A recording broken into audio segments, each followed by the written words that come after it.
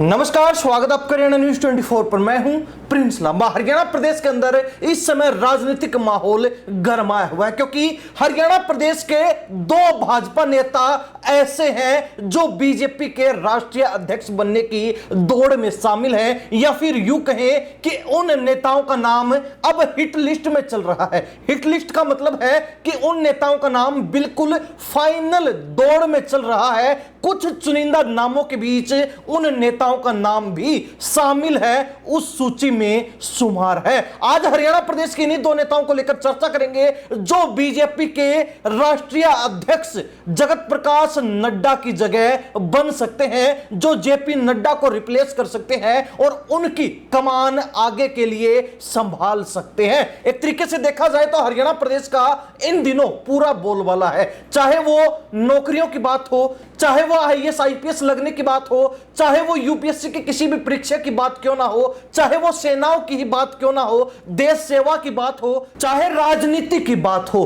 दिल्ली के चुनाव से लेकर यूपी के चुनाव से लेकर राजस्थान के चुनाव तक हरियाणा का बोलबाला है। और अब बीजेपी के अंदर राष्ट्रीय अध्यक्ष भी हरियाणा प्रदेश से बनाया जा सकता है, जिसको लेकर हरियाणा प्रदेश के अंदर भाजपा नेताओं में बड़ी उम्मीद जग चुकी है कि बीजेपी पहली बार हरियाणा प्रदेश से किसी नेता को राष्ट्रीय अध्यक्ष बना सकती है, राष्ट्रीय अध्यक्ष की जिम्मेवारी सौंप सकती है, उस कुर्सी पर बैठा सकती है। इस दौड़ में पहला नाम मनोहर लाल खट्टर का है, जिनको बीजेपी हाईकमान का बेहद ही खासम खास नेताओं में गिना जाता है। एक तरीके से देखा जाए तो मनोहर लाल खट्टर बीजेपी हाईकमान की, या फिर यूं कहें कि अमित शाह से लेकर प्रधानमंत्री नरेंद्र मोदी तक के सबसे भरोसेमंद सिपा सालार हैं, सबसे भरोसेमंद सिपाही हैं, जिन पर दोनों ही नेता, पूरा बीजेपी हाईकमान आंख बंद करके भरोसा करता है। हालांकि इससे विपरीत दूसरा नाम भूपेंद्र यादव का है। वैसे तो उनकी राजनीतिक पृष्ठभूमि राजस्थान से जुड़ी हुई रही है, लेकिन भूपेंद्र यादव का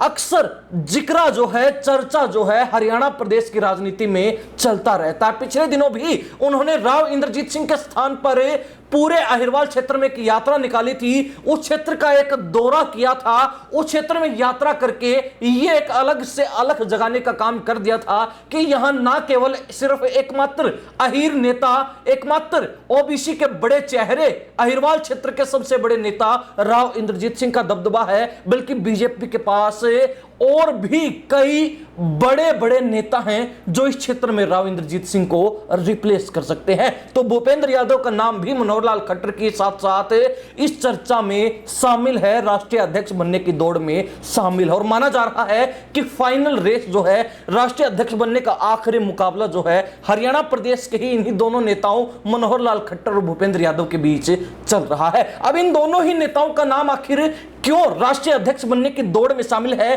क्या जो है इनकी राजनीतिक पृष्ठभूमि संघ से लेकर बीजेपी तक रही है, पूरा जो है इनका राजनीतिक खाका आपको विस्तार से बताते हैं। सबसे पहले बात करेंगे मनोहर लाल खट्टर की। तो आपको बता दें कि खट्टर जो है 1977 में राष्ट्रीय स्वयंसेवक संघ आरएसएस में शामिल हुए और 3 साल बाद पूर्णकालिक प्रचारक बन गए। प्रचारक के रूप में वह आजीवन अविवाहित रहे। 1994 में भाजपा में जाने से पहले उन्होंने 17 साल तक पूर्णकालिक प्रचारक के रूप में काम किया। 2000 से लेकर 2014 के दौरान खट्टर हरियाणा में भाजपा के संगठनात्मक महासचिव थे। उनके कार्यकाल के दौरान राज्य इकाई ने अक्टूबर 2000 में भाजपा की बात पत्रिका का प्रकाशन भी शुरू किया था।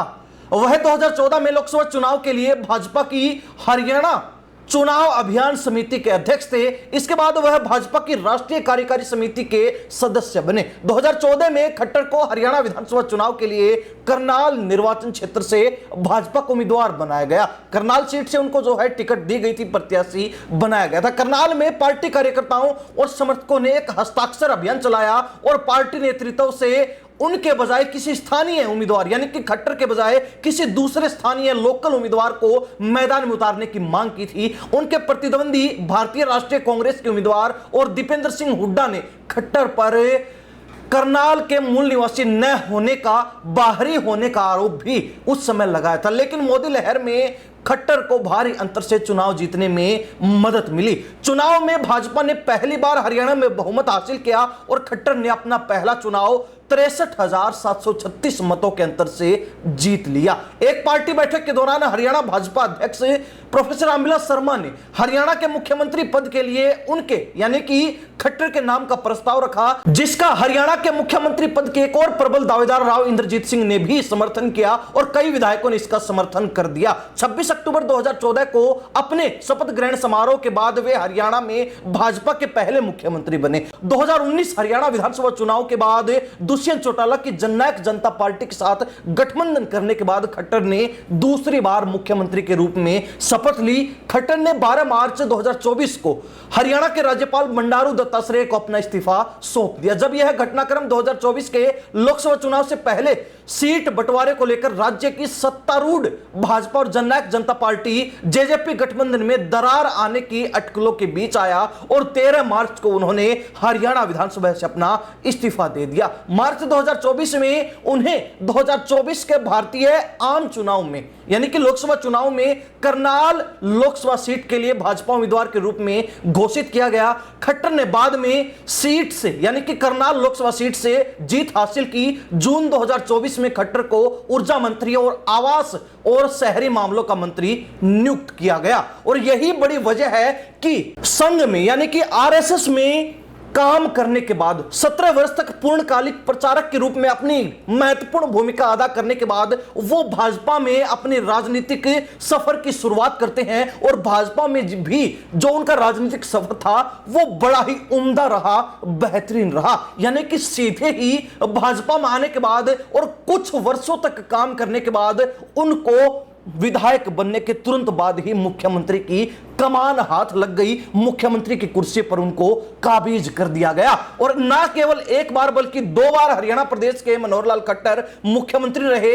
भाजपा की पहली बार जो पूर्ण बहुमत की सरकार 2014 में बनी तो मनोहर लाल खट्टर के सिर पर ही सीएम का ताज सजा था। तो ऐसे में कहा जा सकता है कि मनोहर लाल खट्टर शुरू से ही संघ से लेकर भाजपा की पहली पसंद रहे हैं और माना जा रहा है कि मनोहर लाल खट्टर का नाम बिल्कुल आखिरी समय में भी राष्ट्रीय अध्यक्ष बनने की दौड़ में शामिल रहने का मतलब है कि वो बीजेपी और संघ के बीच एक ब्रिज का, एक पुल का काम कर रहे हैं जो दोनों को एक साथ जोड़े रख सकते हैं, जो दोनों को एक साथ लेकर आगे बढ़ सकते हैं और इसका बड़ा फायदा चुनावी समय में भी बीजेपी को पहुंचा सकते हैं। तो ऐसे में बीजेपी की पहली पसंद इसीलिए मनोहर लाल खट्टर बने हुए हैं क्योंकि वो संघ से लेकर भाजपा तक के चहेते हैं। बीजेपी हाईकमान को उनके ऊपर पूरा भरोसा है। सबसे भरोसेमंद नेताओं में मनोहर लाल खट्टर की गिनती की जाती है और यही वजह है कि मनोहर लाल खट्टर को राष्ट्रीय अध्यक्ष बनने के लिए सबसे बेहतरीन और सबसे आखिरी विकल्प के रूप में देखा जा रहा है। अब बात की जाए भूपेंद्र यादव की, उनका क्या राजनीतिक वर्चस्व रहा है, उनकी क्या राजनीतिक पृष्ठभूमि बीजेपी के अंदर रही है, उस पर भी आपको विस्तार से बताते हैं। बात की जाए भूपेंद्र यादव की तो वो एक छात्र संघ के नेता के रूप में शुरुआत करते हैं और 2000 में उन्हें अखिल भारतीय अधिवक्ता परिषद एक वकीलों के संगठन का महासचिव नियुक्त किया गया। इसके बाद 2009 तक वो इस पद पर रहे। अपने राजनीतिक जीवन की शुरुआत करने से पहले वह सुप्रीम कोर्ट में एक वकील थे और महत्वपूर्ण आयोगों के लिए सरकारी वकील के रूप में भी काम करते रहे हैं। लिब्रान आयोग के सरकारी वकील थे जिसने 1992 में बाबरी मस्जिद के विध्वंस की जांच की और न्यायमूर्ति वाधवा आयोग जिसने ऑस्ट्रेलिया मिशनरी ग्राहम स्टेन्स की हत्या की जांच की। यादव को 2010 में तत्कालीन राष्ट्रीय पार्टी अध्यक्ष नितिन गडकरी ने भारतीय जनता पार्टी का राष्ट्रीय सचिव नियुक्त किया था। 4 अप्रैल 2012 को वे राज्यसभा के सांसद के रूप में चुने गए। राजस्थान से उनको राज्यसभा सांसद भाजपा ने बना दिया था। इसके बाद उन्होंने 2014 में भारतीय जनता पार्टी के राष्ट्रीय महासचिव के रूप में कार्यभार संभाला। यादव राजस्थान 2013 के चुनाव, गुजरात 2017 के चुनाव, झारखंड 2014 के चुनाव और उत्तर प्रदेश 2017 के विधानसभा चुनाव में अपनी पार्टी के लिए शानदार जीत हासिल करने के पीछे वार रूम के रणनीतिकार रहे हैं। यादव 2020 में बिहार विधानसभा चुनाव के लिए भाजपा के प्रभारी और 2023 में मध्य प्रदेश राज्य चुनाव के लिए भाजपा के प्रभारी के रूप में भी काम कर चुके हैं। पर्यावरण, वन और जलवायु परिवर्तन मंत्री के रूप में उन्होंने ग्लासगो में 26वें संयुक्त राष्ट्र सम्मेलन COP के अंतिम समझौते में भारत के हस्तक्षेप की आवाज भी उठाई थी। फिलहाल भूपेंद्र यादव राजस्थान की अलवर लोकसभा सीट से सांसद हैं, जहां तत्कालीन सांसद महंत बालकनाथ का इस्तीफा दिलवाकर उनको चुनाव लड़वाया गया था। अलवर से जीत दर्ज कर वो तीसरी मोदी सरकार में सांसद बन गए और इससे पहले वो लगातार कई वर्षों तक राजस्थान से राज्यसभा सांसद के रूप में भी काम करते रहे हैं और न केवल राज्यसभा सांसद बल्कि मोदी सरकार में मंत्री पद भी उनके पास रहा है। तो ऐसे में कहा जा सकता है कि इन्होंने छात्र संघ नेता के रूप में अपनी राजनीतिक पारी की शुरुआत की और उसके बाद भाजपा की मुख्य इकाई में जुड़ने के बाद इन्होंने मुख्य धारा में शामिल होकर भी कई छोटे और बड़े चुनाव लड़े। हालांकि इसके विपरीत आपको बता दें कि भूपेंद्र यादव को कमेटी मैन भी कहा जाता है, क्योंकि फिलहाल भी वो 12 राष्ट्रीय कमेटियों के अध्यक्ष के रूप में काम कर रहे हैं और कई कमेटियां ऐसी हैं जिनमें वो सदस्य के रूप में काम कर रहे हैं और अनेक कमेटियां ऐसी भी हैं जिसके वो सदस्य या फिर अध्यक्ष रह चुके हैं। तो ऐसे में कहा जा सकता है कि भाजपा के कमेटी मैन के रूप में भूपेंद्र यादव को देखा जाता है, जो राष्ट्रीय और अंतर्राष्ट्रीय कमेटियों के अध्यक्ष से लेकर सदस्य तक रह चुके या फिर वर्तमान समय में भी है और लगातार भारत की आवाज बुलंद करने का काम अंतर्राष्ट्रीय स्तर पर और बीजेपी की आवाज बुलंद करने का काम पूरे भारतवर्ष में कर रहे हैं। अनेक विधानसभा चुनाव के अंदर कई राज्यों में भी उनको बड़ी बड़ी जिम्मेवारियां दी गई और कई राज्यों में उनको बड़ी जिम्मेवारी सौंपने के बाद काफी अच्छा रिजल्ट जो है विधानसभा चुनाव में बीजेपी को मिला भी है। इसलिए भी उनको अमित शाह के बाद भाजपा के अंदर चाणक्य के रूप में देखा जाता है। उनको वार रूम का सबसे मजबूत चाणक्य माना जाता है कि जहां पर उनकी विधानसभा चुनाव में जिम्मेवारी लग जाती है वहां पर बीजेपी के वारे न्यारे भूपेंद्र यादव कर देते हैं और यही बड़ी वजह है कि भूपेंद्र यादव को भी राष्ट्रीय अध्यक्ष बनने की दौड़ में शामिल रखा गया है और माना जा रहा है कि अब मुकाबला जो है मनोहर लाल खट्टर और भूपेंद्र यादव के बीच है। मनोहर लाल खट्टर की तरह ही भूपेंद्र यादव भी नरेंद्र मोदी से लेकर अमित शाह तक के बेहद ही खासम खास हैं, बड़े करीबी हैं और यही वजह है कि मनोहर लाल खट्टर को राष्ट्रीय अध्यक्ष बनने की दौड़ में केवल भूपेंद्र यादव ही टक्कर दे रहे हैं। पिछले दिनों ये चर्चाएं चली कि बिहार में चुनाव हो रहे हैं, आने वाले समय में चुनाव होने जा रहे हैं, प्रचार प्रसार जोरों पर है, तो ऐसे में बीजेपी बिहार से किसी नेता को राष्ट्रीय अध्यक्ष बना सकती है ताकि उसका फायदा बिहार चुनाव में उठाया जा सके। लेकिन अगर बिहार चुनाव को ध्यान में रखते हुए राष्ट्रीय अध्यक्ष बनाया जाना होता तो अब तक कभी का बीजेपी ऐलान कर चुकी होती। हालांकि यह लगभग तय माना जा रहा है कि बिहार से बीजेपी किसी भी नेता को राष्ट्रीय अध्यक्ष नहीं बनाने वाली है। किसी भी बिहार के नेता को राष्ट्रीय अध्यक्ष की कुर्सी शायद ही मिलेगी, लेकिन मनोहर लाल खट्टर और भूपेंद्र यादव की बात की जाए, बीजेपी हरियाणा के नेताओं की बात की जाए तो कहीं ना कहीं इन दोनों नेताओं में से एक नेता के राष्ट्रीय अध्यक्ष की कुर्सी हाथ लग सकती है। बीजेपी हाईकमान इन दोनों नामों में से किसी एक नाम पर अपनी पक्की मुहर लगा सकता है। खैर, इन दोनों नेताओं का नाम राष्ट्रीय अध्यक्ष बनने की दौड़ में सबसे अंतिम चरण में चलना यह दर्शाता है कि हरियाणा की राजनीतिक जो पृष्ठभूमि है वो पिछले कुछ सालों में काफी मजबूत हुई है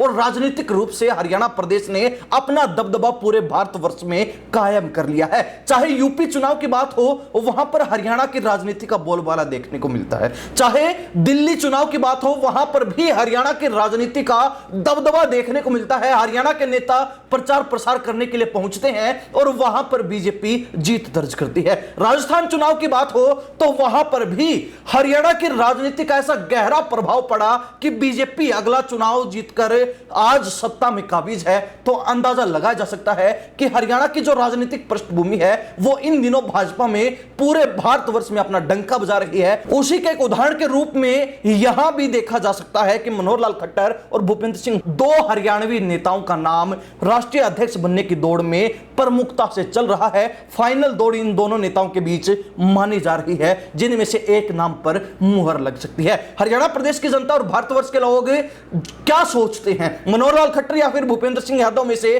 किस नेता के नाम पर मुहर लग सकती है? अपनी राय, अपनी प्रतिक्रिया कमेंट के माध्यम से जरूर लिख दीजिए। इन्हीं सब बातों के साथ मैं प्रिंस लांबा, हरियाणा न्यूज़ 24। नमस्कार, जय हिंद।